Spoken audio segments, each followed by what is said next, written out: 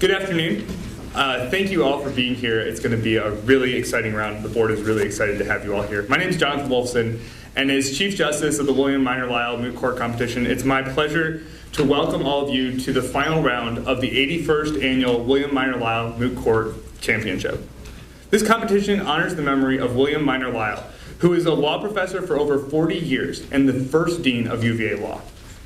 The Lyle competition was first held in 1929, and it is among the most rigorous moot court competitions in the country, spanning over 2 years with 5 rounds of written and oral arguments for all competitors. Winners of the quarterfinal round participate in a semifinal round and a final round in the spring of their 3L year. The first and second rounds are held during the fall and the spring of 2L's years while they're here in law school and are judged by third-year law students. The quarterfinal round is judged by members of our faculty, and the semifinal and final rounds are judged by distinguished federal judges. Approximately 175 competitors began the 81st Annual Moot Court Competition here at UVA.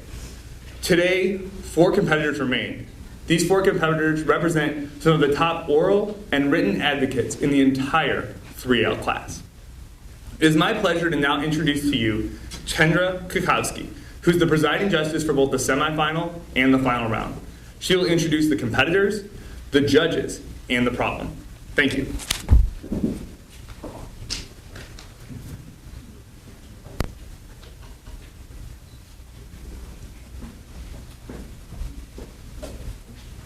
Hi, my name is Kendra Kukowski, and I am the final round presiding justice. On behalf of the entire board, I'd like to welcome you to the final round of the 81st Annual William Minor Lyle Moot Court Competition.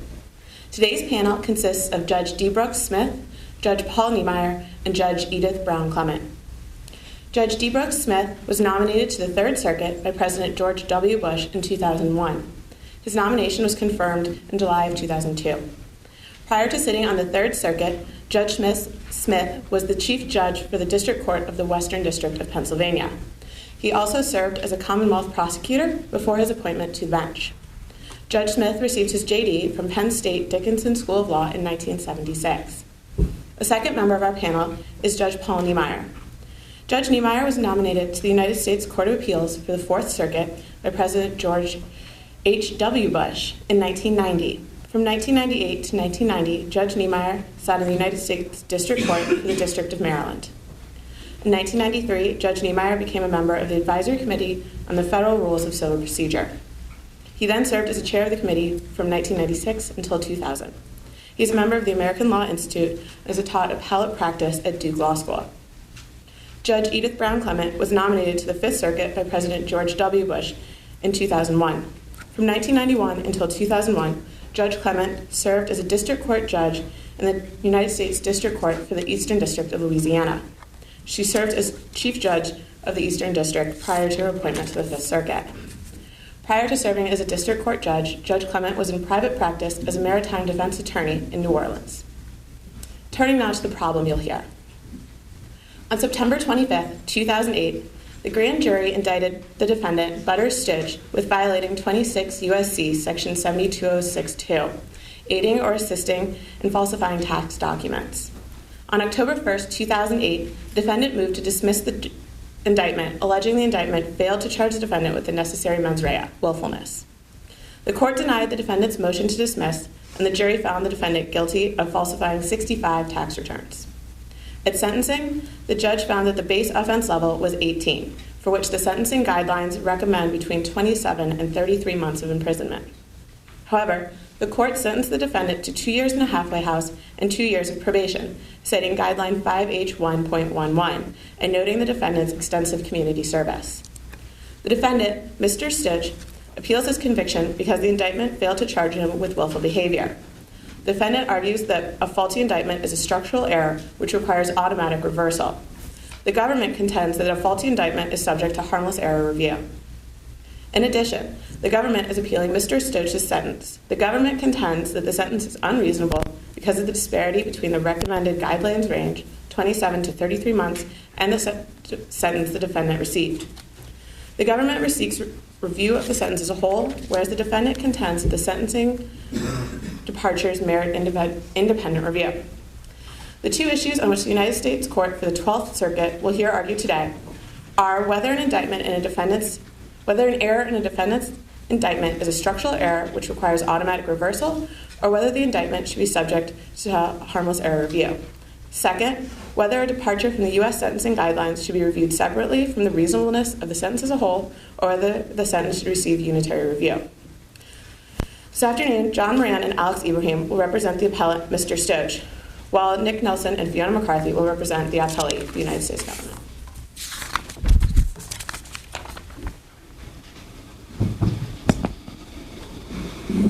All rise. The United States Court of Appeals for the 12th Circuit is now in order. Judges Clement, Niemeyer, and Smith presiding.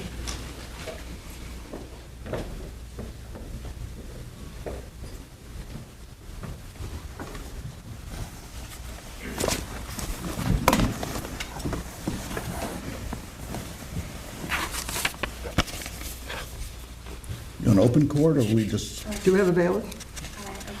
All rise. The United States Court of Appeals for the 12th Circuit is now in order. Judges Clement, Niemeyer, and Smith presiding. All right, be seated, please.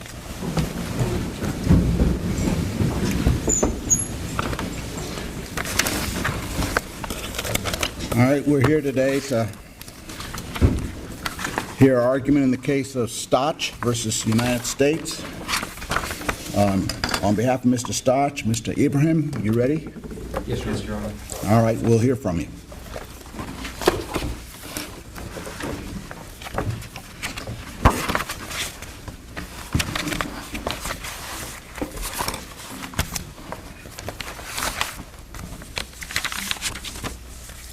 Before I begin, I'd like to reserve 14 minutes for myself, 14 minutes for my co-counsel, and 2 minutes for rebuttal. How many minutes do you reserve?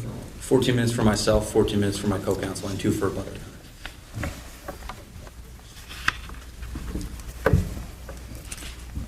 Good afternoon, Your Honors. Mr. Chief Judge, may it please the Court, my name is Alex Ibrahim, and along with my co-counsel, Mr. John Moran, we represent the appellant, Mr. Butter Stoch. Would the Court like a recitation of the facts of the case? As you think appropriate to make your arguments. Okay, You Your Honor. don't need to spend time. We've read the facts. We're familiar with them, so. In that case, I will dispense with the facts.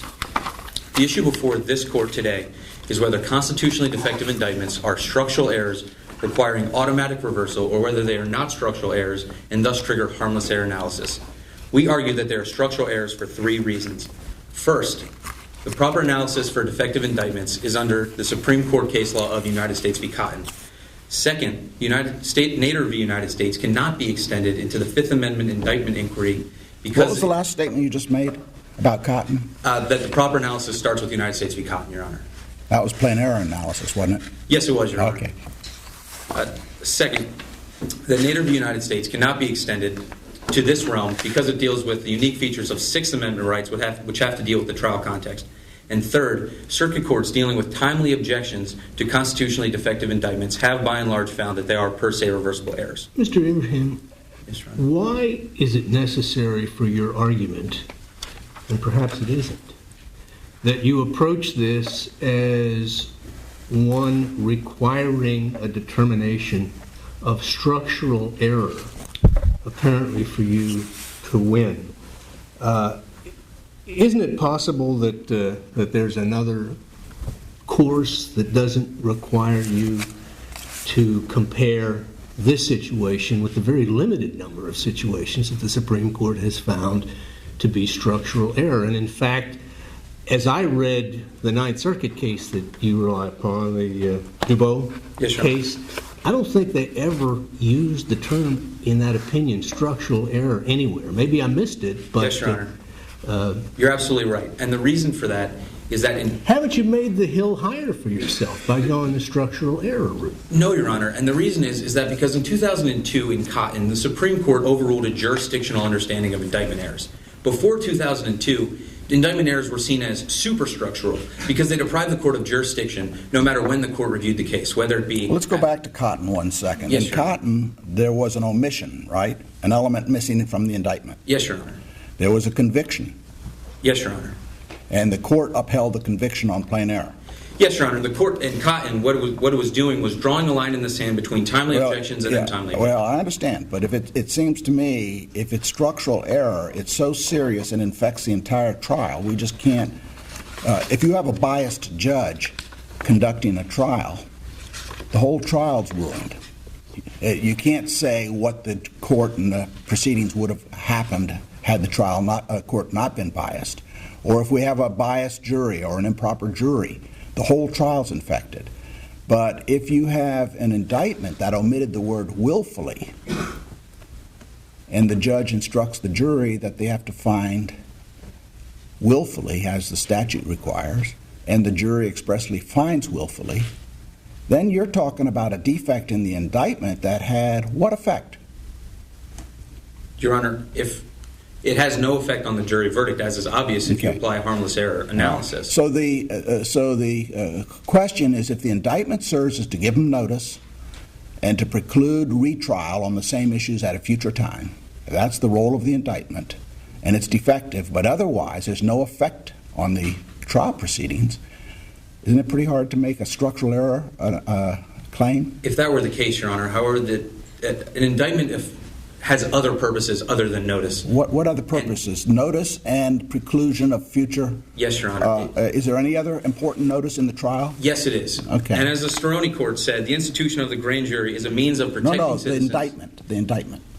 Sir. What's the role of the indictment? The indictment, as the court says, is a way to protect citizens against unfounded accusations, whether it That's comes the from grand government. jury. Yes, Your Honor. But what the indictment does is it lays out all of the elements of the offense. As Hooker said from the Fourth Circuit, Your I Honor, understand, but what's the role of the indictment? the role of the indictment is to preclude defendants from being hailed into court and being subjected to the pain of trial unless all of the elements of the offense are laid before them. Indictment doesn't do that. Indictment gives the defendant notice of what he's charged with Yes, Your Honor. and circumscribes the trial.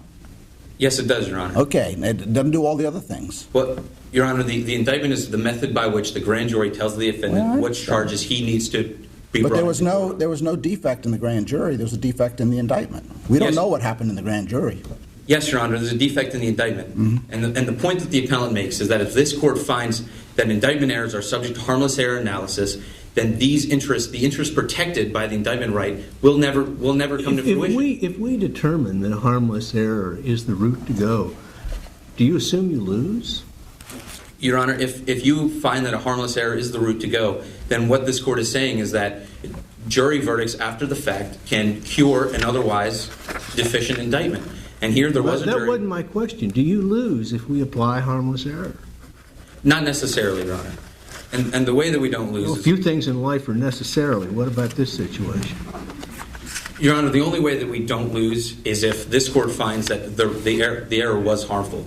And in order to do that, this court would have to find that the jury verdict, it does not take into account the jury verdict that it was guilty beyond a reasonable doubt. Well, So we- is your position consistent with Justice Scalia's dissent in Nieder and also his position that cert should have been granted? Absolutely, Your Honor. As Justice Scalia said in Nader in dissent, he said the very premise of structural error review is that convictions reflecting the right result are reversed for the sake of protecting a basic right.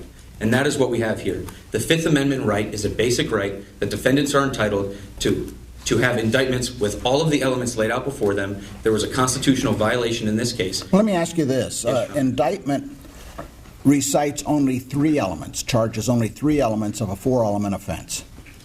Yes, Your Honor. The 3-element offense is submitted to the jury and the jury finds guilt.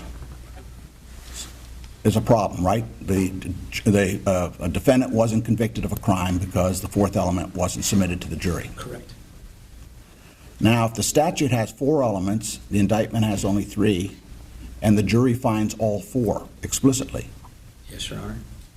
then you agreed that the omission from the indictment doesn't affect the outcome of the trial. Doesn't affect the trial. Right. It doesn't affect the outcome of the The trial. only thing it could affect is the notice to the defendant, which is the role of the indictment. Did he have adequate notice with only 3 elements? And the second is when it comes time to decide whether he's being retried at the future for the same offense, do we have enough information from the indictment to preclude that? But is the indictment on a strict liability if the issue of willfulness is omitted? Is that indictment, did it come down from the grand jury as a strict liability rather than as an intentional crime. Yes, Your Honor. That is What the does case. that do to the ultimate jury verdict? Regardless of what the jury decides, the Supreme Court has said that a constitutionally defective indictment is any indictment that's missing an essential element.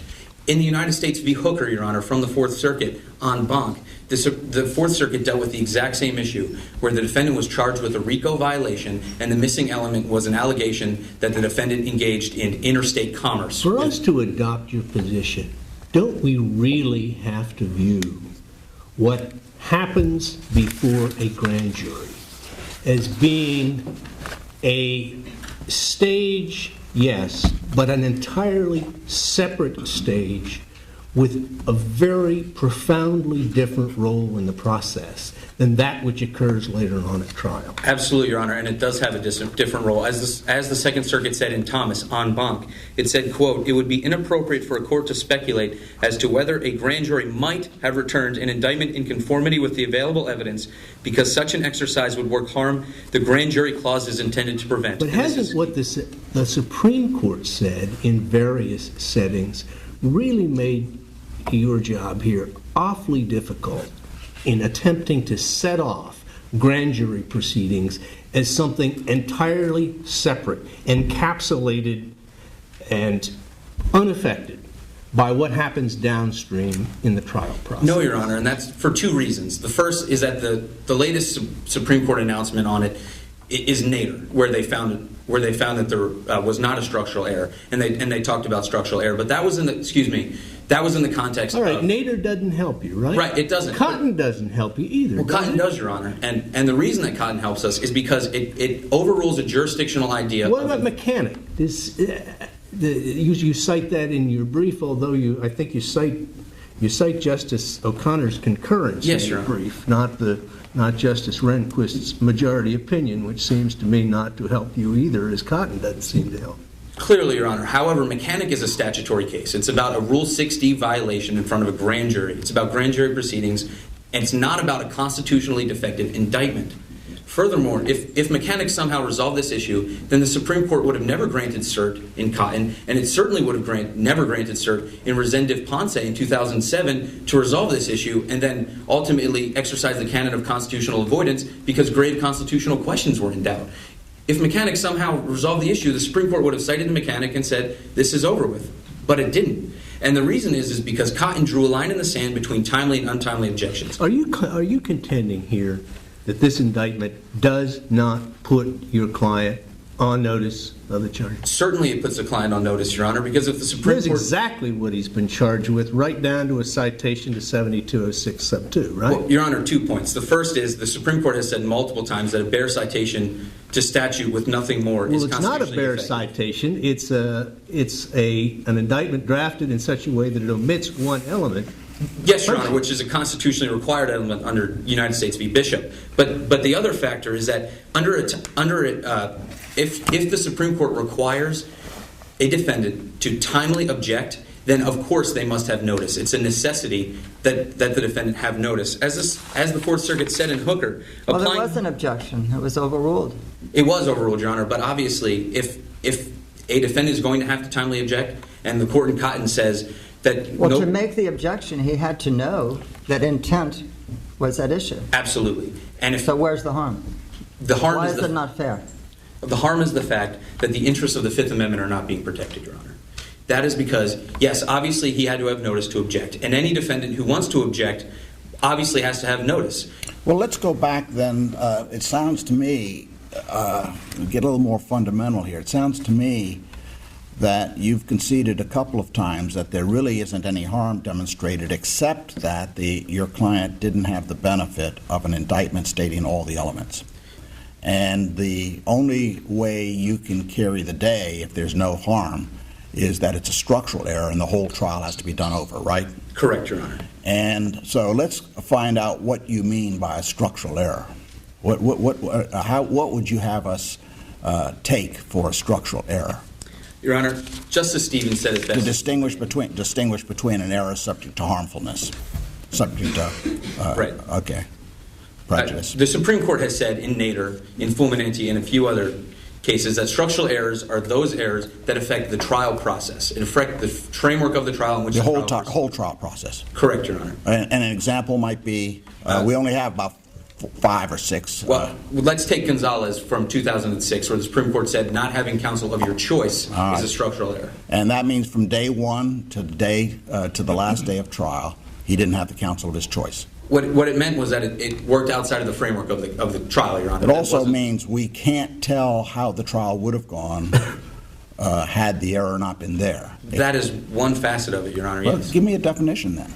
I thought it had to infect the entire trial to be structural. It has to work outside the framework of the trial because there's no procedural safeguards, Your Honor. That is what the court was getting to. In Nader, there were procedural safeguards. The defendant was present, as they said. The defendant had counsel. The defendant had an opportunity to rebut the evidence. The But federal what would rules have of been evidence. different here? None of those things were here, Your Honor. No, what would have been different in this fact situation? How would it have affected the framework of the trial? Because intent was proven. The jury was charged. The fact of the matter Correctly. is that it happened outside of the trial process, Your Honor. That if none of those procedural safeguards to ensure that we're getting to the right decision were there, in this circumstance, nothing would have been changed. But every other innocent defendant who comes before this court is laying down a rule today. Every innocent defendant who comes before this court doesn't have the opportunity to have their Fifth Amendment rights vindicated. All right, that on my time rebuttal, is I'd up. like you to address the judicial resources Yes, Your Honor. for retrying this case and why it's justified by this factual situation. Yes, may I have leave to conclude, Your Honor? Yes, sir. Thank you. For the foregoing reasons, the appellant respectfully requests that you overturn the conviction and remand this to the... And you want us to adopt a structural error mandate. Yes, Your Honor. Understand, Mr. Abraham. All right, Mr. Moran.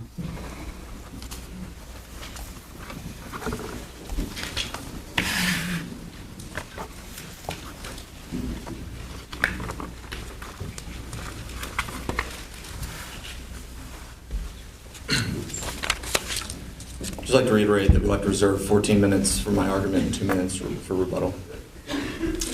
Mr. Chief Judge, may it please the court, my name is John Moran, co-counsel for the petitioner, Mr. Butter Stotch. The sentence imposed by the district court below was both procedurally and substantively reasonable. Therefore, if this court does not reverse the district court's denial of Mr. Stotch's motion to dismiss his constitutionally defective indictment, the sentence must be affirmed for 3 reasons. First, the government did not object to the district court's consideration of a downward departure under Section 5H 1.11 and cannot satisfy the plain error standard. Second, the district court properly calculated the sentencing guideline range, explained the reason for its chosen sentence, and did not fail to consider any sentencing factors under 18 U.S.C. Section 3553A.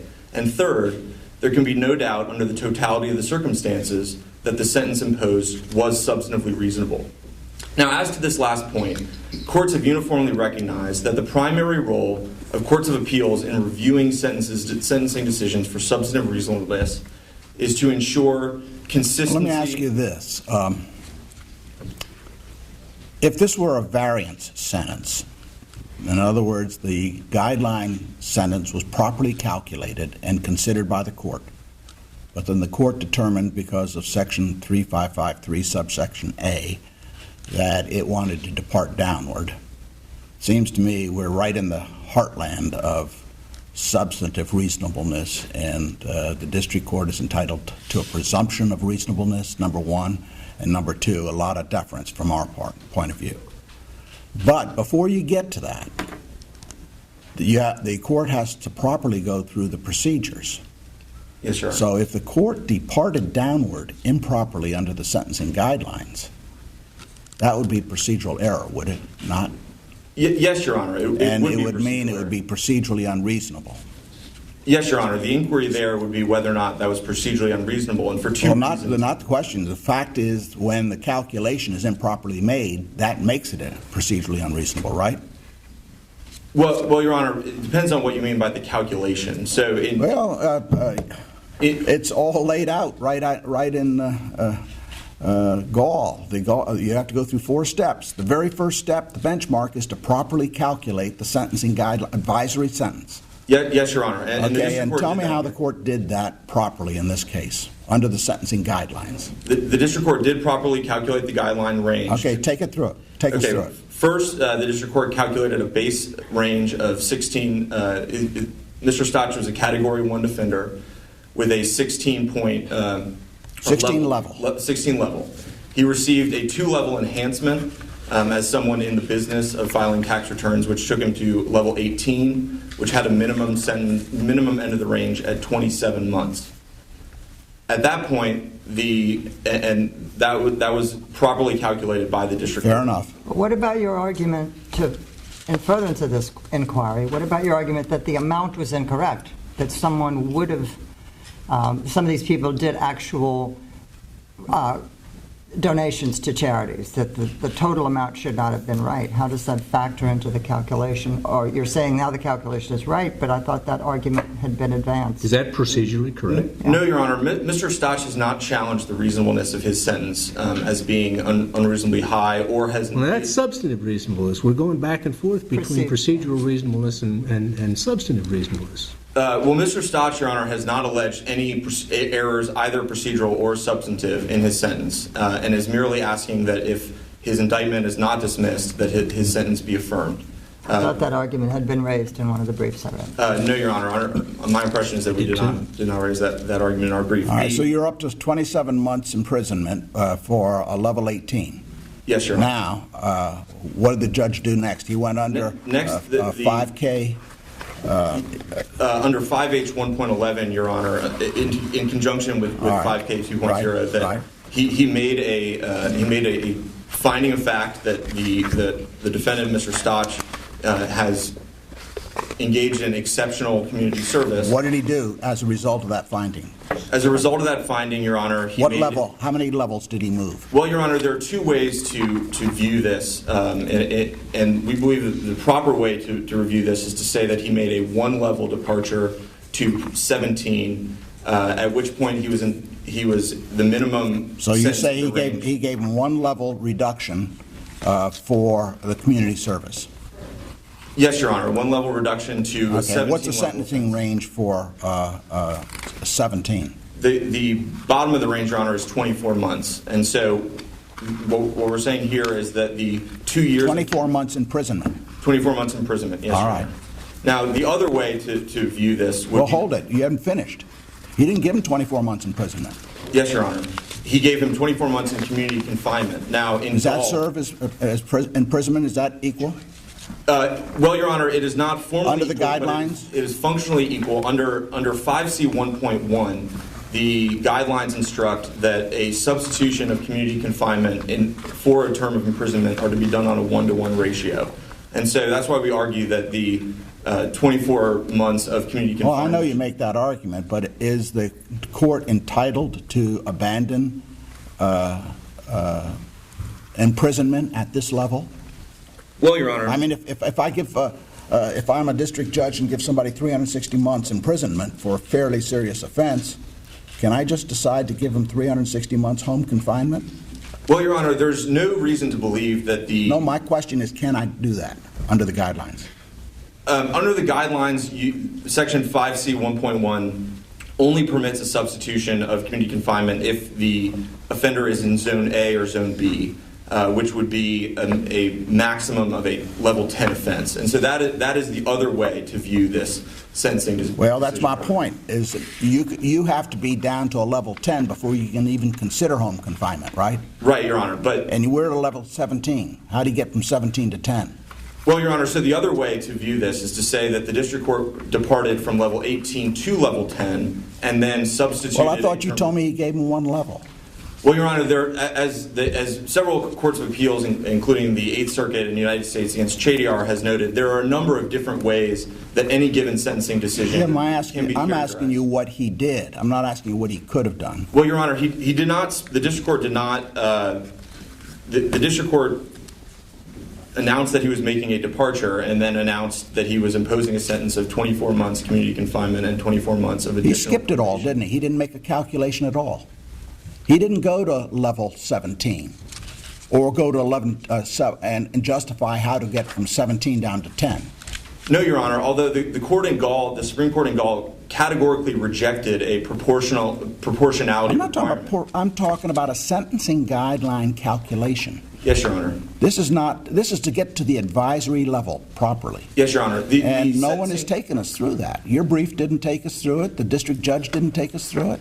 Well, Your Honor, the guidelines themselves don't take us through it. They give factors Sure they for do. making a departure, but they do not instruct courts in precisely... We're still on procedural reasonableness here, Yeah. counsel. Yes, Your Honor, but what I'm saying is that the question is the court calculated calculated the He range didn't properly. calculate it. He pulled it out of the air. He was at level 18, which Yes, Your Honor. requires 24 months imprisonment. And then he simply says, oh, I'm going to give 24 months home confinement, which is not available for somebody in that zone.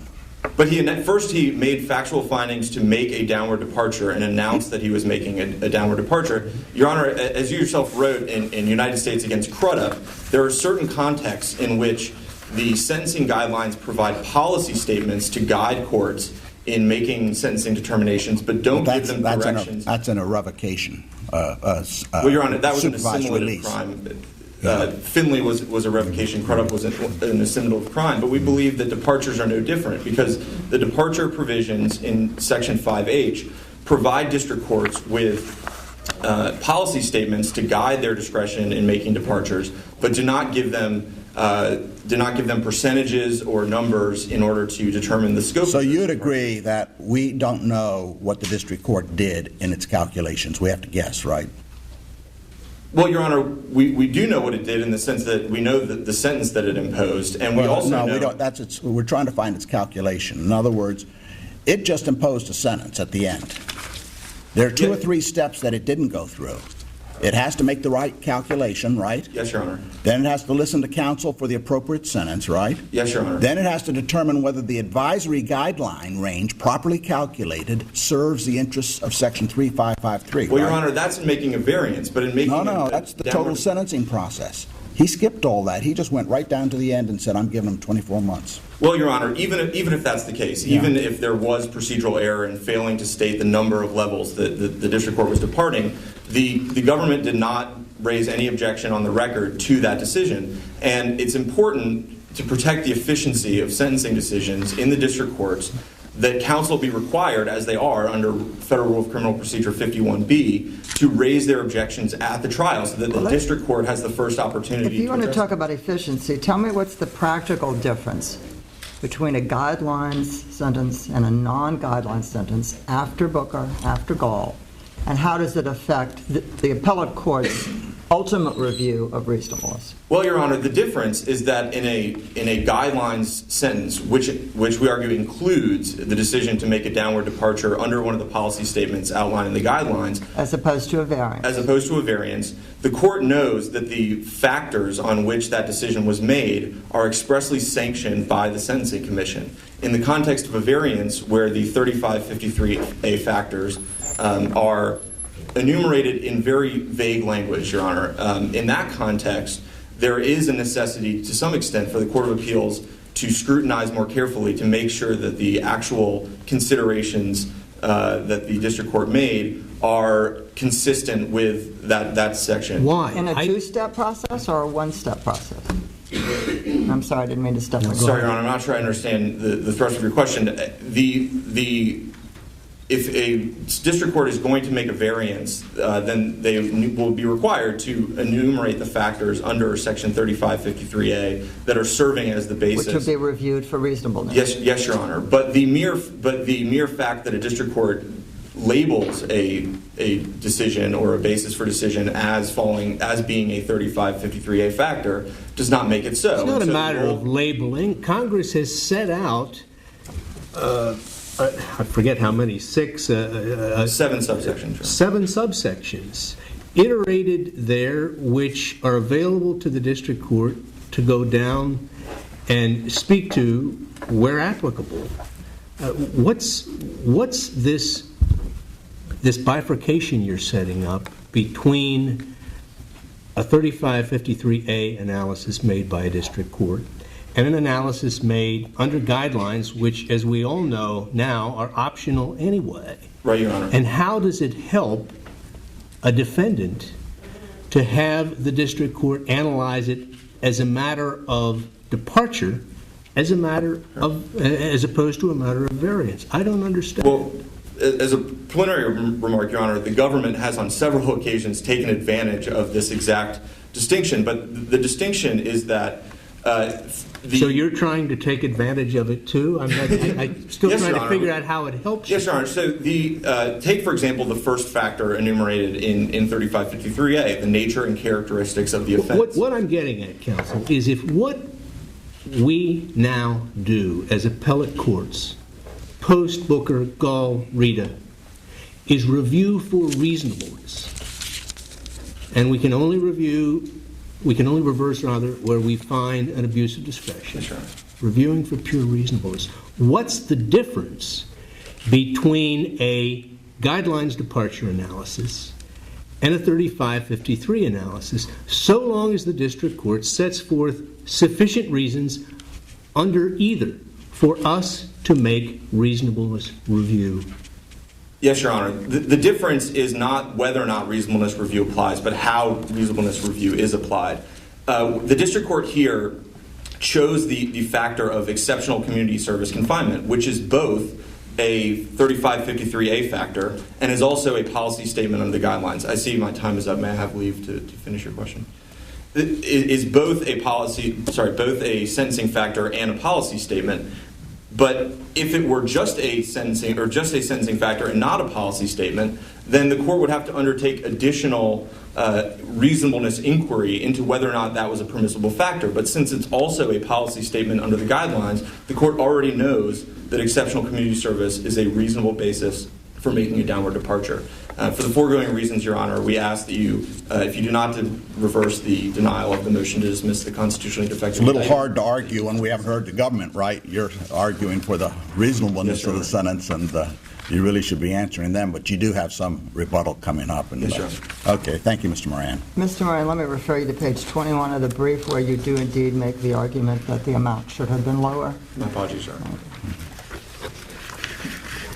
All right, we'll hear from the government.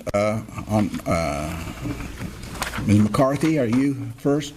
No, sir. My partner, Nick Nelson. All right, we'll hear from Mr. Nelson.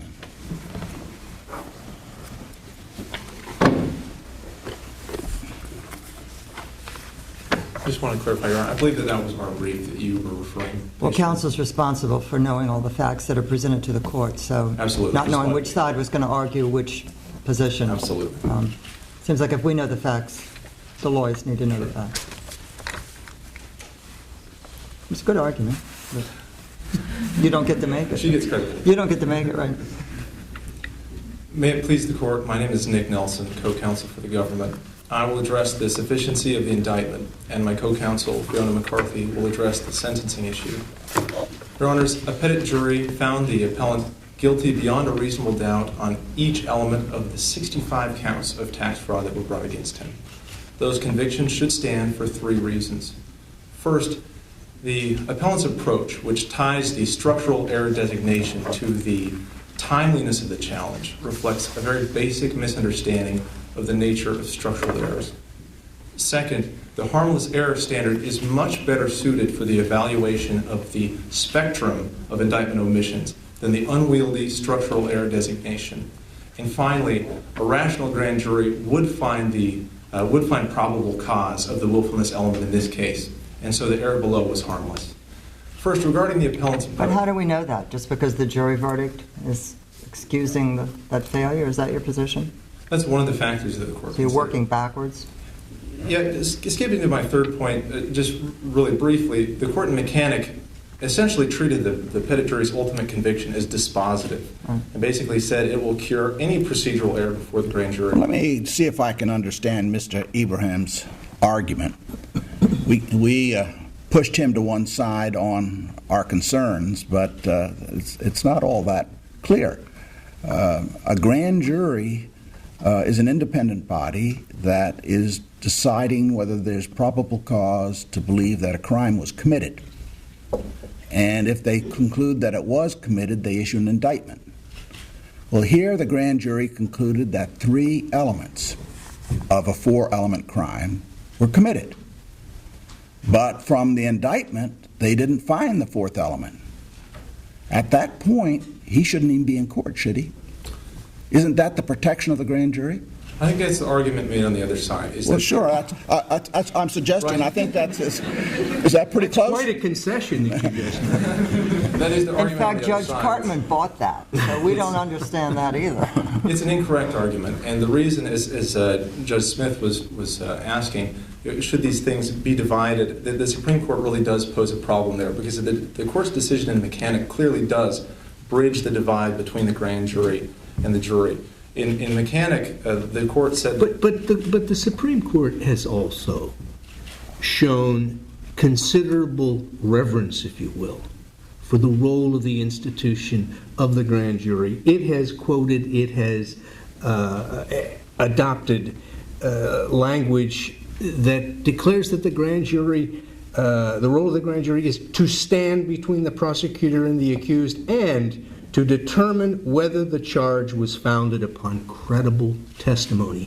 Isn't that the problem here? How do we know whether there was any testimony, credible or not, before the grand jury on the point of willfulness? The Court has also applied repeatedly the harmless error standard in the grand jury context. And in Mechanic, in a very general way, the Court said we find no reason not to import our harmless error jurisprudence from the petit jury context into the grand jury context. And the Court in Mechanic did acknowledge that... Let me just change the facts, just to get to the point. The grand jury finds that the defendant distributed drugs and therefore is guilty of an offense. It doesn't specify the drugs. In fact, the grand jury found that the defendant was distributing aspirin or some prescription drug that is stronger than aspirin, some painkiller that doesn't create a high. Now, the indictment didn't contain that element. The government proves it was cocaine, the jury is instructed on cocaine, and the jury finds it was cocaine. Will that trial stand? It's a somewhat different issue in that... It's a different issue, but I'm trying to highlight the fact that the grand jury stands as a protection, a buffer, Sure. to protect the people if there's not enough evidence to go forward. You get an enthusiastic prosecutor, he may want to take everything there. The grand jury protects. So the grand jury is unable to find that this tax fraud was willing. As a matter of fact, the grand jury was told as an accident, but they thought we can do it.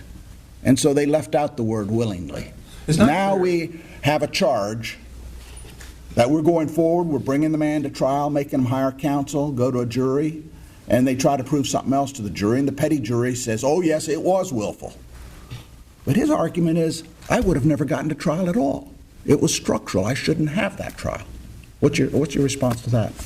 The response is that in this case, it is not clear whether the grand jury omitted the word willfully as a procedural error under Rule 7C, which requires a concise statement, or because they were never presented with evidence from the prosecutor.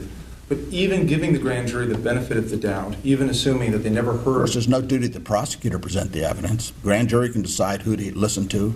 That's right. The important thing to note is that this is truly an outlier case. In the past 25 years, there's one reported case in which a district judge allowed an indictment to proceed to trial, but that indictment omitted the willfulness element of crime. And incidentally, the court treated that as harmless error. But the point is that this is a vanishingly rare mistake for a judge to make. Can we infer from the face of an indictment that the jury found willfulness? Number one, are we allowed to do that? Number two, does the indictment in this case permit that? You don't need to infer that this particular grand jury found willfulness. The correct test enunciated in Nieder... Well, they didn't even find probable cause that a crime was committed then. Let's just hypothetically, we're not in the grand jury room, but let's hypothetically say that the issue of willfulness came up and there was a big debate in the grand jury. We're not sure it was willful. It might have been he just carried forward on the computer from an earlier return. The mechanics were unclear. And somebody else said, oh, that's impossible. He would have seen it. And so the grand jury finally decides, well, let's not put willfully in. We can't find that. and just puts everything else in. That's the hypothetical. Right. The Nieder charge tells- is now coming forth to trial. How should we handle that? Nieder tells this court exactly what to do, which is, in that case, of course, the element that was omitted was the materiality element of a tax fraud case. And rather than submit that evidence to the jury, that element In to an the jury- instruction. That was jury, In an instruction. not grand jury. I was That's not right. at jury. That was a trial. That's right. But the test Nader's was... beside the Well, now point, the- isn't it? Yeah. No, not at all. Because The judge is the test now in making Nieder- it up. The judge is filling in for what the grand jury would have done. So the test in Nieder was, what would a rational petit jury have found? It's not relevant here. Well, And it's- all three of us have said that. We're talking about a grand jury. What happens if you have this indictment from the grand jury, it leaves out willfulness, the defendant gets acquitted? Is the government going to go back, re-indict him, add willfulness, and retry him? I mean, that's a risk for, That's right. And that needs to be considered. that's a That's why you high- have an indictment that spells out what the crime is. Right. That's a So very- what is your position on that? Well, What it's- prosecutorial misconduct potential? It's a high societal cost to send this back to the beginning. As the court laid out in Mechanic, the passage of time, the dispersion What of if he was, witnesses. answer my question, what if he was acquitted? If he was acquitted? What would the prosecutor have done? Oh, in this case, very Yeah. likely would have re-indicted. Right, We would assume. right.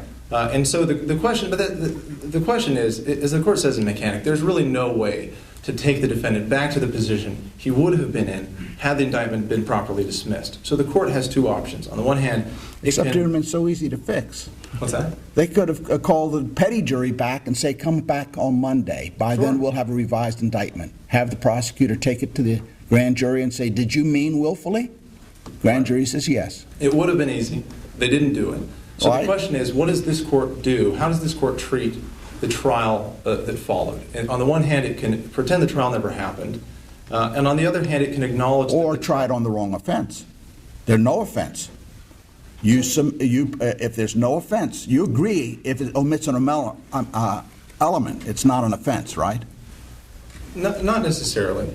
You mean you can't commit the crime without willfully, can you? I think Accidentally would accidentally be a crime? well, the whole thrust of our argument is that this is... Would accidentally be a crime? Accidentally? Yes. If he had accidentally committed, if the mens rea were accidental and Yes. everything else Yes. was the same, it would not qualify as a tax felony. Okay. Right. So he was tried on an indictment that didn't state a crime.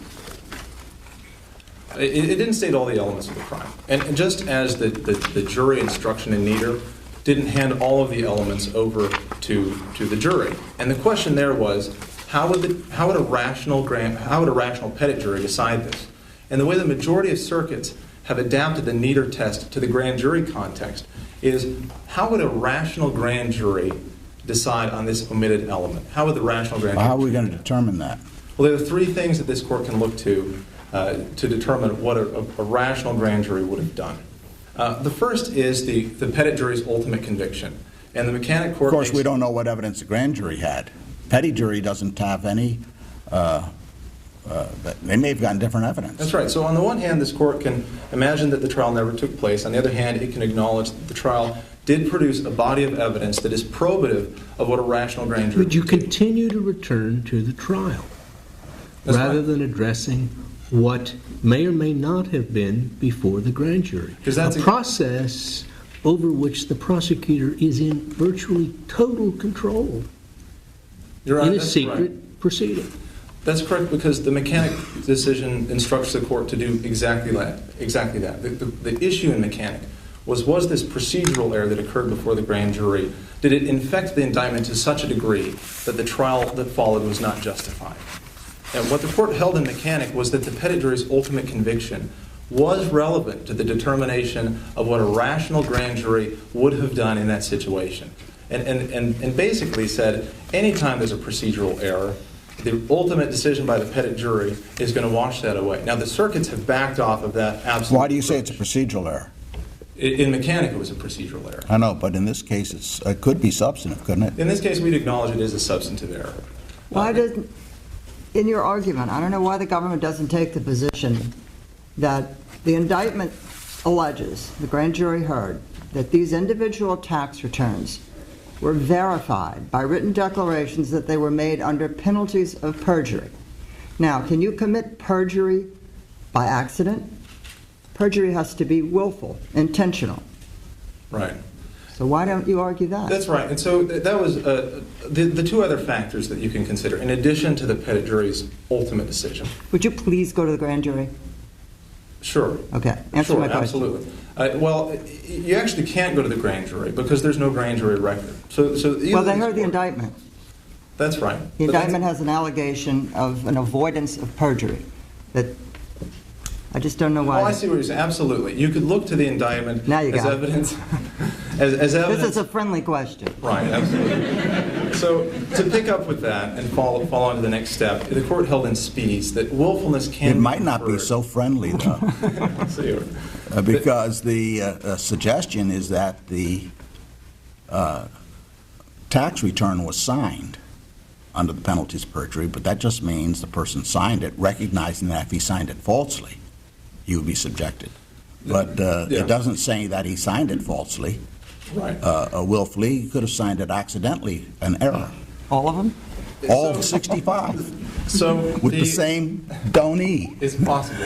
But the court in Spies held that willfulness can be inferred from any conduct, the likely effect of which is to mislead or conceal. That's one evidence of an intent to mislead or conceal. The record contains at least two others where the defendant had the client sign the tax return and only then later filled in these exorbitant deductions. And the final thing that you can look to determine what a Well, that's what I asked you earlier, is whether we could infer it, because the indictment also says that he claimed a deduction that was not in fact paid, a donation that was in fact not paid. Now, it seems to me that when you claim something that in fact was not paid, you're making up the claim. That's right. And there's an inherent deliberateness in that. Yes. Now, they argue in their brief that could have been a computer error, but Could have been. There's one more thing that I'd like to point out, and that's just going back to my original point, was that the appellant's approach basically says if the defendant timely challenges the error, then it's a structural error. And then that indictment omission amounts to a structural error. But if the challenge wasn't timely, suddenly it's converted into an error that is now capable of either harmless error review or plain error review. And that's why its use of Cotton is puzzling, as the judge pointed out, because Cotton essentially said that if the challenge to the error was not timely, then plain error review necessarily must apply, which forecloses any type of broad approach where you could argue that any time an indictment omits an essential element, that's a structural error, no matter when it's challenged. And the reality is, the Supreme Court has never tied the question of structural error to the issue of timeliness of the challenge. It just hasn't done Well, Cotton's a little bit unusual. We're bound by it, but Cotton's a little unusual. It's there's an element missing in the complaint, but in the indictment. But I guess the notion is that if anybody didn't know what they were talking about, they would have objected to it. And the fact that they didn't and had a trial on the assumed evidence that the drugs were involved, then and the evidence is plenty sufficient, then you can't raise it. It's sort of a notion of waiver or forfeiture inherent in plain error. But here, the defendant did raise it and was rejected. What if the defendant raised the question, Judge, you're biased. I know you're biased, and he lays out the reasons, and the judge says motion denied and goes ahead with the trial. I'm out of time. Can I? Of course. That's structural error, right? Right. That's exactly right. So that's a perfect example of a true blue structural error. It can be raised at any time, and it's not affected by the timeliness of the challenge. The appellant has not explained how an otherwise structural error can suddenly be converted into an error that's capable of harmless error or plain error review simply because it wasn't timely challenged. Let me just ask you one more question while I got you up here, because I don't know what kind of rebuttal issue they're going to raise, but can you waive a structural error? You mean by failing to object to it? Waive it. Just say, I don't want to challenge that. That's a good question. I've never seen that in opinion. What I do know is that the Supreme Court, in many of its decisions, has acknowledged structural errors where the challenge was made for the first time on appeal. And so, just going back to my point, the structural error designation has never been tied to the timeliness of the challenge, and yet that's exactly the approach that the appellant urges this court to adopt. Thank you. All right, thank you. All right, Mrs. McCarthy.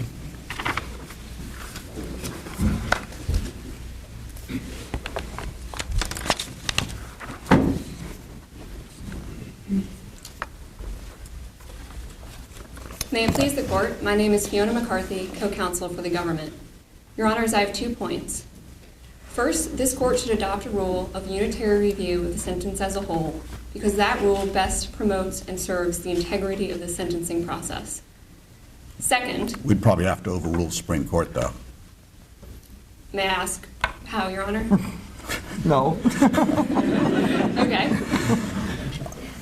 Under Gall, you're instructed to conduct a sentencing in a specific way, 4 steps. And it requires that you begin by making a proper calculation under the guidelines. And then you have to listen to the parties. Then you have to make an evaluation of the guidelines, sentence, and the request of the parties against 3553. And then you have to provide an explanation sufficient to permit appellate review and to demonstrate to the public that this is a good process. That's laid out pretty explicitly in Gall. And they said there are 2 components, procedural reasonableness and substantive reasonableness, right? And you start with the procedure, and then there's a way for reviewing the substance. Now, I'm not sure that's a unified procedure. Your Honor, may I ask for clarification what you mean by unified? Because Well, that Actually, was I your was point. going to ask you that question, because I'm not sure what you mean by unified. Sure. I thought you used the term. Unitary review requires that the district... Unitary, that's... You mean as a whole? unitary review of the sentence as a whole requires that the appellate court have the ability to review all the relevant sentencing factors. So the problem is that this district court only addressed the departure provision, and the appellant assumes that you should just review that departure, regardless of how much substantive weight is attached to it. Unitary review would require this court to vacate the sentence and require the district court to explain its sentence in light of all the relevant sentencing factors. I That way, don't this understand court- I'm not sure it's important to your argument, the word unitary. I'm not sure what you mean by that. You basically, it seems to me, are contending this sentence was unreasonable and that the district court should be directed to re-sentence in accordance with Gall and Rita. And is that it? Only procedurally unreasonable, Your Honor. On the procedural grounds, the district court did not adequately explain its sentence and that it insufficiently explained the sentencing factors. Well, you're not claiming that it improperly calculated a departure under the guidelines? Your Honor, the question that this court certified for appeal is the difference is whether it should adopt a rule of unitary or independent review. Certainly, the guidelines calculation and the tax Well, what do you laws mean by that? calculation- I've not heard that term. I don't quite know what unitary independent review means.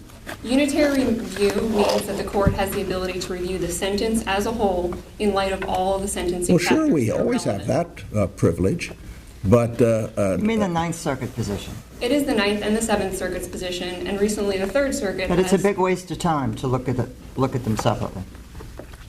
Your Honor, the rationale from the Ninth and the Seventh Circuit is that they'd always like to be able to look at the departure in light of all the sentencing factors, where the other circuits that look at independent review and do independent review look at each individual justification provided by the district court. Now, that's a problem in this case because there's only one justification provided by the district court. Do you Normally, consider it a departure or a variance? What's the government's position? the government's position is that under either a departure or a variance, unitary review would require the court to vacate the sentence and remand so we can get the district court's explanation Don't you think it'll be the same? of all the relevant factors. Your Honor, we think that there's a reasonable possibility that it could be different, but even if it's not different in this case, the fact that the district... I'm not sure. I'm not sure of that. The guidelines may say one thing, and the district court says those guidelines don't adequately serve the sentencing factors. Absolutely, And Your Honor. it seems to me that in order to have the sentencing guidelines in play, and that goes back to Booker, they still remain in play as advisory. As a matter of fact, they're pretty important because so much effort and time and study was made on these things. And so to have a correctly calculated guideline range is to have the right ingredients in the sentencing.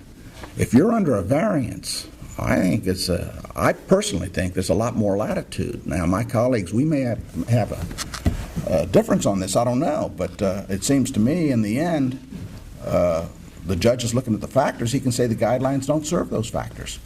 Your Honor, if this were a within guideline sentence, the government would not be challenging it. The problem is that it attempted to make a guidelines departure and then relied It probably made one illegally. It did home confinement for a sentence that doesn't justify home confinement. And so the question is that to get there, it has to depart 7 levels. I need some clarification. When you said if this were a guideline sentence, the government would not be appealing, are you referring to a sentence that was within the guidelines without departure, or are you referring to a sentence that invoked a departure provision of the guidelines? If this were a sentence that were within the initial guidelines range of 27 to 33 months, the government would not be challenging it. The problem is that the government relied on a departure provision, went far outside that range, completely changed the form of the sentence, and did not justify its decision in light of the sentencing factors that counsel against doing that. And does it matter whether, for our purposes, does it matter in terms of our review, whether the court sets out reasons pursuant to the a departure section of a guideline, of the guidelines, in this case 5H1. Or whether the district court uses the 3553A factors? Your Honor, the argument would be that the district court has to use both, but certainly it would make a difference if it relied Both? If it finds that a departure is in order under a provision, such as it finds extraordinary community works here or I've always found it peculiar that district judges didn't just simply make the guidelines calculation and do all the departing in a variance. Well, It makes it much easier. I think the appellant's argument would have been that because it relied on a departure provision, it was entitled to more substantive deference, and under independent review would be the only thing this court looks at. But unitary review requires this court to vacate, go back, have the district court go back through the procedures, and explain it in light of the sentencing factors that counsel against the downward departure. Would the government, I'm sorry, I didn't mean to cut you off. There are 3 factors that counsel against. Would the government's position be the same with this unitary review analysis if a defendant's appealing an upward departure? Absolutely, Your Honor, because what's at stake today is the integrity of the sentencing process. What's at stake is whether or not district courts ensure appellate courts and the public that the process by which they sentence individuals to jail time or other substantial restrictions on liberty is a reasoned and deliberative one. And that's the ground on which the government is appealing today. The district court's consideration is completely insufficient. It doesn't clear that procedural hurdle. And additionally, it provides no explanation whatsoever about the need for deterrence in tax evasion, about the need to account for sentencing disparity, or about the need to reflect the seriousness of the crime in white-collar criminal context. And the Sentencing Commission has clear policy statements on all 3 of those counts that suggest that those factors in this case are, quote, the primary considerations, and for a district court to ignore them completely, for a district court not to consider them, for a district court not to evaluate them, casts a lot of doubt on the integrity of the sentencing process. And that is why the government is appealing this sentence today. Do you think the standard is plain error or just abuse of discretion? Your Honor, we would argue for abuse of discretion. Assuming, though, that plain error review applied, these 2 errors would meet that in the sentencing context. Isn't there some suggestion that with respect to a sentence, when you've asked for a particular sentence and the court departs from that, there's really, you're at the end of the process. The court imposes a sentence, whether you have to make an objection at that point. I'm not sure you have to. Correct, Your Honor. There's a circuit court split on that issue that has not been briefed because that's not really the issue that's at stake today. The issue is about independent... You don't think it matters whether it's plain error or not? No, certainly it ultimately matters as to whether or not this court is forced to actually vacate and remand the sentence. The question, though, that this court certified for appeal is unitary or independent review. The appellant's brief does not mention the words independent or unitary, much less make an argument advancing independent review. They attempt to use the plain error argument to sidestep the thrust of the question on appeal. And it's an important question because of the integrity of the sentencing process. A number of circuits have recognized the importance of adequate explanation post-United States v. Booker. Because the substantive review is so deferential post United States v. Booker, it's important to make sure that the district court goes through all the procedures. And two of the most important procedures are to make sure that it considers the factors that are required by statute. Congress clearly lays out all 7 of them. The Supreme Court has explained that it must consider the non-frivolous reasons or the relevant factors. And then that it adequately explain its sentence in light of those factors. Here we have absolutely none of that. We have one paragraph. I guess you don't want to argue the guidelines issue, but I can't think it's any clearer than the Supreme Court has said twice or 3 times the very first step in the whole process is to get a proper calculation under the guidelines. And absent a proper calculation, it's procedurally unreasonable. And the reason for that is not to fall back on 3553, but to start with the input. In other words, in order to guide discretion, the judge ought to know what he's doing when he does a variance. So if the guideline says give him 60 months, that gives him a milepost. He can ignore it, but at least he ought to have that milepost. And I think Supreme Court says you got to have it. Your Honor, it says it's a first step and it's the benchmark. Your Honor, we would absolutely agree and wouldn't omit the procedural mistake in applying the departure or the tax loss calculation, or even the fact that this probation sentence has no details provided along with it. But the thrust and the primary reason the government is challenging this sentence is because it believes that in order to preserve the integrity of the sentencing process, district courts need to reflect that they carefully consider these factors and explain them. It's the only way this court can provide the So your argument really reduces the fact we don't know what the district court did, and we have to send it back for a better explanation or resentencing. Correct. We're asking this court to vacate the sentence. It has authority to do so under 18 U.S.C. 3472F because the initial guidelines correction is wrong, and we're challenging the explanation of the sentence in this case. That's really what's at stake. And I'd like to highlight the fact, because the appellant relies heavily on United States v. Rita for the argument that the district court doesn't need to go through every single factor. What Rita explains, though, is that the district court does need to go through the relevant factors. And the reason this court knows that the 3 factors I mentioned earlier, the need to recognize deterrence in tax evasion, the need to ensure... I think it needs to consider all the... it just doesn't have to give explanations for it. It doesn't have to write an opinion. Congress has directed they consider it, but there's a difference between considering it and ticking it off in the courtroom.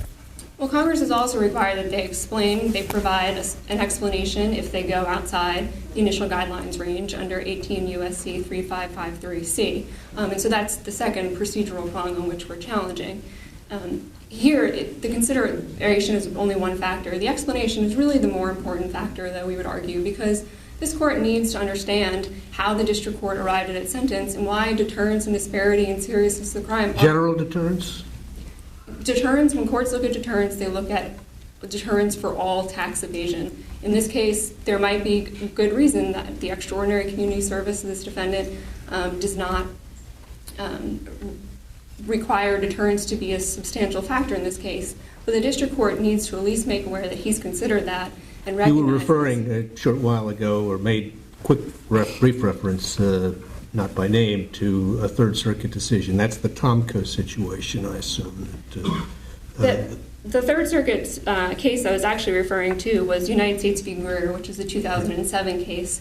And in that case, the the appellate court remanded the sentence and vacated it as exactly what we're asking The here 12th today. Circuit is a proud circuit, and we'll follow our own course. Well, Your Honor, the 12th Circuit... Not many of our decisions are reported, I might add. And no one's make a lot up. No one's been granted cert. Right.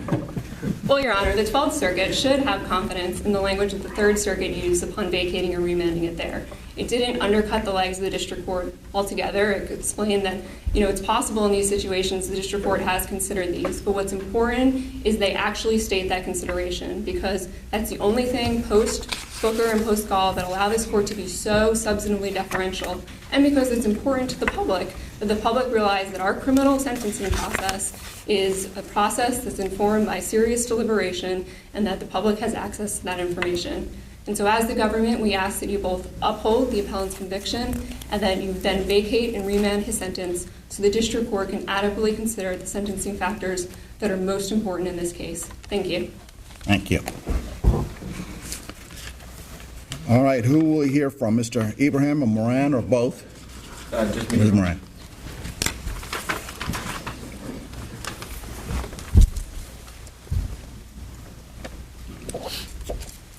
May it please the court, I'd like to begin by quickly addressing two questions that Judge Clement asked us to address. First, our apologies for the misunderstanding. The petitioners were not permitted to see the other brief, and that is the reason for that confusion. Second, you asked about judicial resources, and while in this case, if Mr. Stach's sentence is dismissed, there might be judicial resources expended in a new trial. In the vast majority of cases going forward, this will not be the case because prosecutors routinely don't even wait for a ruling on a motion to dismiss. They simply get a superseding indictment and easily could have done so here, easily could have done, will do so in the future. If, on the other hand... So is Mr. Nelson right, this case is an outlier? No, Your Honor, it's not an outlier because if the court rules the other way and says that a defective indictment is subject to harmless error review, then this court will never have the opportunity, again, to meaningfully protect the Fifth Amendment right to the grand jury trial because, as Justice O'Connor explained in our concurrence discussed before, every time, if the court rules that way, then a district court will have an incentive always to deny these motions to dismiss. If the defendant is acquitted, they will never appeal because they're already acquitted. If they're convicted, then the pettit jury's decision will always wash away the constitutional error. So in order to vindicate that important Fifth Amendment right, it's essential to reverse here. But now, why is this particular person entitled to a retrial? Why is that a fair expenditure of judicial and prosecutorial resources when, in fact, he knew the element was missing? He knew intent was something that had to be proven. Yes, Your Honor. He did know. Yes. He did know, and he did object. As the government concedes, his constitutional rights were violated. He raised this to the court, and his This is a particularly unique situation. Yes, Your Honor. I see I'm out of time. You can answer the question. Yes, it is a particularly unique situation, but it stands in stark contrast to the government not having raised its objections to the sentencing procedures at trial and then being asked to give a free pass for failing to do so. For these reasons, we ask that the court dismiss the indictment below or, in the alternative, affirm the sentence. Thank you. Thank you, Mr. Moran.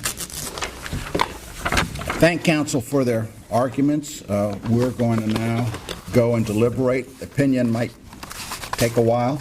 You may have graduated, but it's a custom in the Fourth Circuit. I know this is the 12th Circuit, but it's a custom in the Fourth Circuit for the judges to come down after counsel, after argument in every case and shake hands with counsel. So if my colleagues will indulge me, we'll go down and shake your hands and then we'll retire. All rise. You can tell we had a difficult time. It's extremely close. It's competent when you get to the end of a line, the long line that these advocates have gone through. You know, you're getting the cream of the crop, and which makes it even more difficult. We've been asked to select the winning team based on the brief and the presentation, and we've been asked to select the best oralist, the single one among the four who is the best oralist. Our selection for the winner of the best team is Mr. Ibrahim, Mr. Moran, and our selection for the best oralist is Mr. Nelson.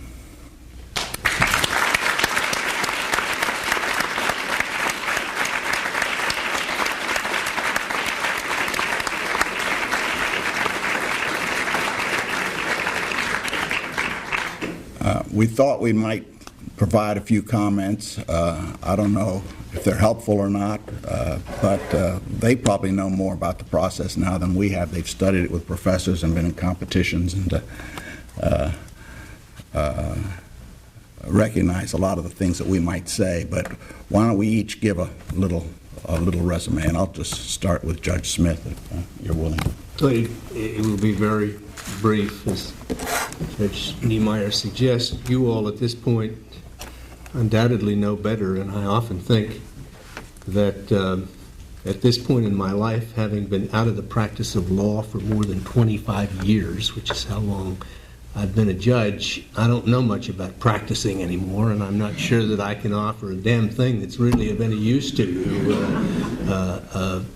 But what all of us can do certainly is talk about what we want to hear from advocates, what affects us, what has the most persuasive impact on us as judges. And speaking generally, without respect to any particular oralist here, the need to respond directly to questions when they're asked, to respond to the question that has been asked, not to have to be reminded you didn't answer my question, it seems to me is enormously important and often frustrating for us when we don't get a direct response. It's also a waste of your time as an advocate because you have a limited amount of time. One little thing that happened here, and I think I'm speaking for my two colleagues, I believe that all three of us might have been a bit confused at the outset. Both Mr. Ibrahim and Mr. Moran used the word reserve with respect to the amount of time they were actually speaking during their initial argument, and at least the custom, the protocol in our court is simply to reserve whatever amount of time you're not using for your initial argument. What you reserve is with reference to the rebuttal time. Mr. Nelson, congratulations. One point that I would like to make goes to some of the back and forth that took place here between the panel and you with respect to the trial process vis-a-vis the grand jury process. And I think you had, as you well know, some considerable language from Supreme Court cases that were supportive of your position overall and that supported the response you were giving to us, or responses you were giving to us. There might not have been the resistance here had you perhaps attempted to explain more by reference to the specific language from the cases. There's no better way of putting Court of Appeals judges in their place than by quoting the Supreme Court of the United States. Might have been one way of softening what was becoming a bit of a back and forth. All of you managed to regain your footing well at any point along the way when we were asking questions that were either difficult or interrupted you. In fact, I would like to mention to Ms. McCarthy the fact that she continued unaffected at all by some attempts at joking that we engaged in toward the very end of your presentation. That could have been distracting. It wasn't. You kept on course. That was very good. So that really is all I have to say. I would like to say, though, to all of the organizers of this program, what a marvelous job they've done, from the authorship of the problem right down to the logistics of taking care of all three of us, which is a real daunting challenge, often taking care of three Article III judges who can be, just as a general matter, really difficult people, with the exception of these two to my right. But in any event, thank you very much for your hospitality. Thanks, Judge Smith. I think one of the points I guess we tried to make today was that you're going to get these questions from judges that seem irrelevant, somewhat off the wall, somewhat stubborn, somewhat persistent. That's what happens, because sometimes we're thinking we have a case set for en banc consideration, and we have these issues, and we want to find out from you, well, where do we go from here? We may want to use this information in something else. We may have written on the case on a similar issue, and we want to reinforce what we think our position is. So even though the questions are distracting, probably aggravating, they do happen, and they happen pretty frequently. Sometimes you don't even get to your good issues, just because some judge is distracted by some minutia. But stay on message. Also, when you're on message, don't be too on message that you miss some cues, because they may, some of the judges may have a point that's helpful to you if you just, Mr. Nelson, pick it up.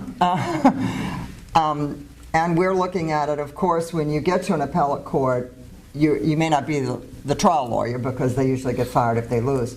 But you are responsible for every piece of paper in that record, and nothing drives us crazier than to ask a lawyer, well, what's the answer to this question? Well, I don't know, I wasn't trial counsel. Well, that just isn't going to get it. That's why we thought that everyone had the same brief since you were in the finals. We realized you both briefed the same position, but that was why I was confused by the argument that wasn't being made, because it sort of seemed like a good argument. Nice argument. Be respectful of your opponents. I think you were all very nice and polite, and didn't denigrate the other person's position or argument. So that was very positive. And then it's all right to concede. Some of you all conceded some issues. That just adds to your credibility, and that's very helpful for us. I was a trial judge, as we all were. I'm a big proponent of not having oral argument, because sometimes if they just stand up and regurgitate the arguments in the brief, it's a big waste of time. But if we can eliminate issues, it's very helpful to the panel, so that when we're ruling, we can rule narrowly and get the answer we think would be sufficient for the issues before us. So to that extent, if you can eliminate some of our work, we'd appreciate it. Anyway, congratulations to all of you. You did a great job. I know you're looking forward to graduating and going out into spring day. So thank you. Thank you, Judge Clement. I'd like to add, I want to say, first of all, congratulations. I think the four of you really stood yourselves well. We see a lot of advocates, a full range of advocates in our court, and you four stand well among those advocates, and you can be proud of that, and I think all four of you deserve congratulations. We were what litigants sometimes call a hot court. If you come before certain panels on courts, they'll be hot. For some reason, I'm always on a hot court.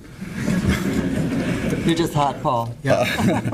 I mean, they use the term differently than we do. Only time in my life I've ever been called. It's not appropriate, yeah, right. Can't accept it all. Right. You handle yourselves well on this. I always like to just share with you a little bit what I think the role of oral argument is in appellate advocacy. And I think it's much more important than a lot of lawyers think it is. I've been flipped during oral argument. I've changed my positions. I've solidified my position. I've cast doubt on my position. I've abandoned issues. So I think it's an important part. Just think of the process that we decide the case. We get your briefs. That's item number one, and probably the most important determinant in a case. We read the briefs. We get the color of the picture. We then get bench memos and consult with our law clerks. You have no control of that, but that has a big influence on how we look at the case. We try to go into oral argument with our minds suspended, but sometimes we come in with a much firmer feeling. Other times, I've been said many times to the clerks, well, let's hear them out. We just don't want to go any further in the discussion because it's too close. We then get to the courtroom and we hear oral argument. That's your second approach to us. The third thing is we have among ourselves, I hear for the first time what Judge Clement and what Judge Smith are doing. And I said, oh my gosh, they're going the other way, and now I have to start buttressing my position, and I'll ask you some softballs to help build up my position. But that's the fourth input, the counsel, and then for circuit courts, the other members of the court are an input where the comments are made, and you can't control that. So out of the five inputs in a very evolutionary process of deciding the case, You have two. You have the brief and you have the oral argument. And the oral argument you should think of as a round table dialogue, or the four of us and the three of us, four of you and the three of us are sitting around a table, and you're trying to help us at the same time advocating. And so your biggest question when you're sitting around the table is, where's that judge coming from? Is he with me or is she against me? And you find that out with the questions, and so you should really welcome the questions and hit them head on at. And the final question, which occurs in bigger panels usually, but sometimes these panels this size, and on the Supreme Court, is the judge's question where he's arguing with the other judge. And in that kind of question, I'm tossing up a softball. I'm now asking a question that helps my position to persuade Judge Smith to come on board. It's a very difficult position. It sounds good. I'm pitching softballs at you, and you got to hit them out. But you also can't. Judge Clement's on the other side of this. You don't want to lose her, so you can't. You got to be tactful about it all. And it's hard to read these questions when you're up there. It's hard to know when to concede.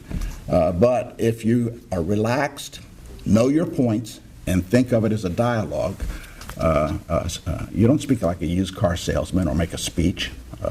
None of those work. Your brief is your speech. And so I thought all four of you handled that very well. We pressed a couple of you on your questions, and sometimes you didn't want to hear the question or you wanted to answer it your particular way. But the other side of it, you maybe didn't want to concede what we were pushing toward. And so that's understandable too, but I think you did well, and you've been well coached, you learned, you're well on your way, and I'm sure we'll see some of you down in Richmond, maybe New Orleans or Philadelphia, Supreme Court someplace. I always enjoy coming to the University of Virginia. The school is an elegant school. It's got elegant students and great professors. I'd like to thank particularly this year Dean Mahoney and the board. Kendra took care of us all the way through. Where's Kendra? There she is. Took care of us, corresponding daily with us and trying to keep us on in the right city and the right places. And the whole thing was very well organized. I want to congratulate you. This is a wonderful competition, and you four deserve a lot of credit.